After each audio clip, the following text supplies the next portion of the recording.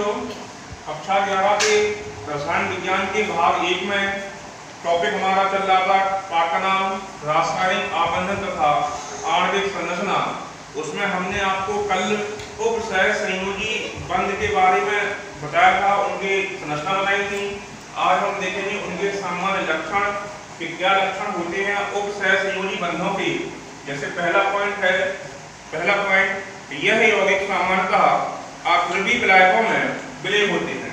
यह यौगिक नोट कर लेंगे कॉपी में। यह यौगिक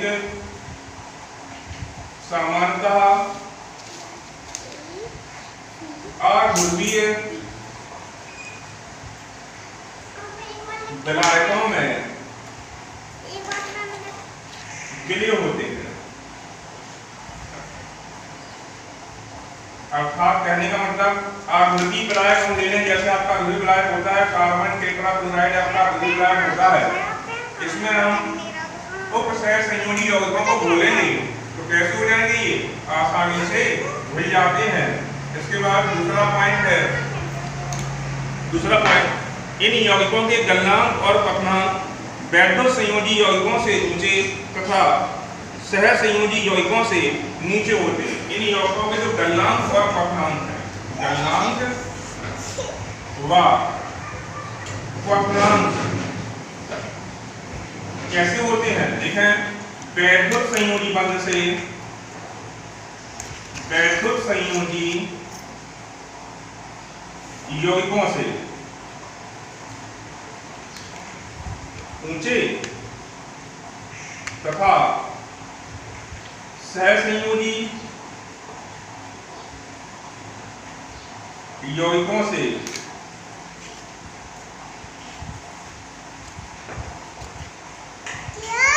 नीचे होते हैं। वैद्युत संयोजी यौगिकों से गलनांक और पठनांक के मान, किसके मान, गलनांक और पठनांक के मान ऊंचे होते हैं तथा सह संयोजी यौगिकों से नीचे होते हैं। किस बंध के, सह संयोजी यौगिकों के। दिखाएंगे इसमें हम सह संयोजी यौगिकों के गलनांक एवं पठनांक के मान वैद्युत संयोजी यौगिकों से ऊंचे तथा सह संयोजी यौगिकों से नीचे होते हैं। इसके बाद थर्ड पॉइंट है, इसी क्रम में अगला थर्ड पॉइंट है, इन बंधों की एक दिशात्मक प्रकृति होती है। इन बंधों की, कौन से बंध, उपसह संयोजी बंधों की, उपसह संयोजी बंधों की दिशात्मक प्रकृति होती है। दिशात्मक प्रकृति होती है। क्यों होती है, क्योंकि इन्हें हम एरो के निशान के द्वारा, तीर के चिन्ह के द्वारा प्रदर्शित करते हैं। तो इनमें दिखाई देता है किस परमाणु से इलेक्ट्रॉन किसी दूसरे परमाणु की ओर मूव हो रहा है, ट्रांसफर हो रहा है। इसलिए इनकी प्रकृति कैसी होगी, दिशात्मक प्रकृति होगी। यहाँ पर आपके सामान्य लक्षण थे उपसह संयोजी यौगिकों के। एक बार फिर से देखेंगे, यह यौगिक सामान्यतः अध्रुवीय विलायकों में विलय होते हैं। गलनांक पठनांक के मान वैद्युत संयोजी यौगिकों से ऊंचे तथा सह संयोजी यौगिकों से नीचे होते हैं।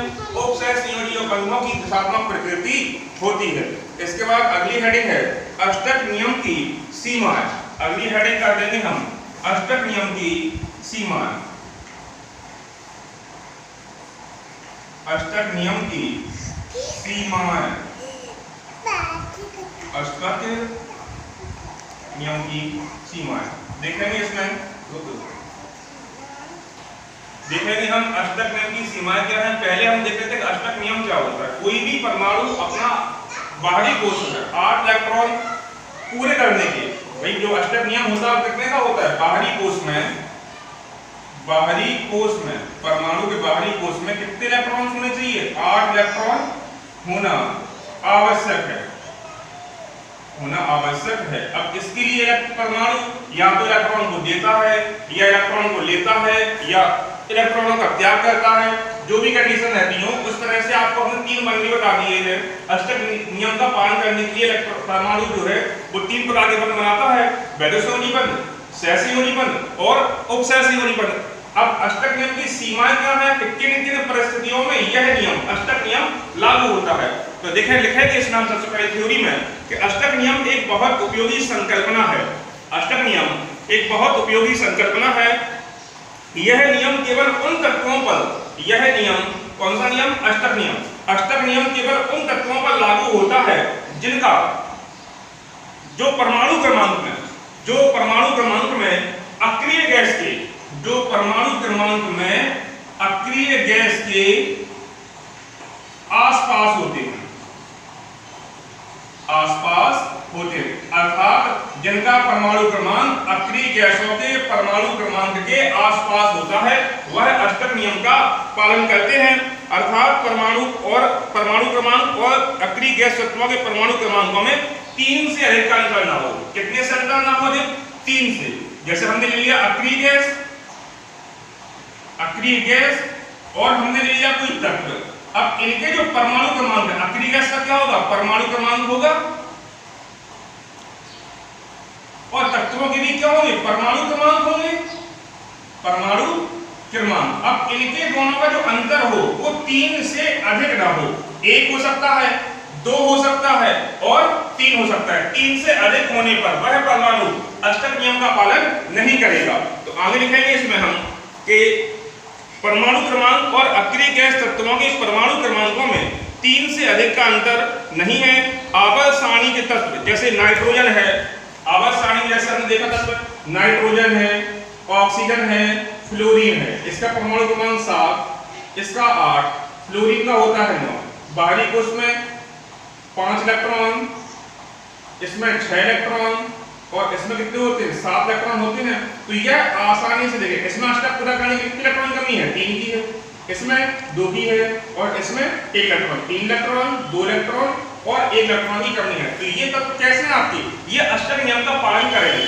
तो हम क्या लिखेंगे थ्योरी में कि नाइट्रोजन, ऑक्सीजन, फ्लोरीन अपने सभी यौगिकों में अष्टक नियम का पालन करते हैं। ये जैसे तत्व किसी भी यौगिक में आ जाएंगे, N nitrogen, O oxygen, H fluorine, तो इन तत्वों के जो यौगिक होंगे, नाइट्रोजन के यौगिक, ऑक्सीजन के यौगिक और फ्लोरीन के यौगिक होंगे, वे यौगिक अष्टक नियम का पालन करेंगे। हर एक संभव परिस्थिति में अष्टक नियम का पालन करेंगे। कौन कौन करेगा? नाइट्रोजन, ऑक्सीजन और फ्लोरीन के यौगिक। ये आवर्त सारणी में कुछ इस तरह के तत्व होते हैं जिनके परमाणु क्रमांक का हम क्या करें? इलेक्ट्रॉन विन्यास करें। तो बाहरी कोश में कितने इलेक्ट्रॉन्स रहते हैं? 5 हो, 6 हो, 7 हो, या उनका जो अंतर हो, अक्रिय गैस का परमाणु क्रमांक तथा तत्वों के परमाणु क्रमांक का जो अंतर हो कितना हो? 3 हो, सामने दिख रहा है, 2 हो, 1 हो। तो ऐसे तत्वों के जो यौगिक होंगे वो अष्टक नियम का पालन हर एक परिस्थिति में करते हैं। यौगिकों में इन तत्वों के परमाणुओं के बाह्यकोश में इलेक्ट्रॉन की संख्या 8 से अधिक नहीं हो सकती है। एक कंडीशन और रहेगी कि आप कोई भी एक तत्व ले लें, अगर उस तत्व का परमाणु क्रमांक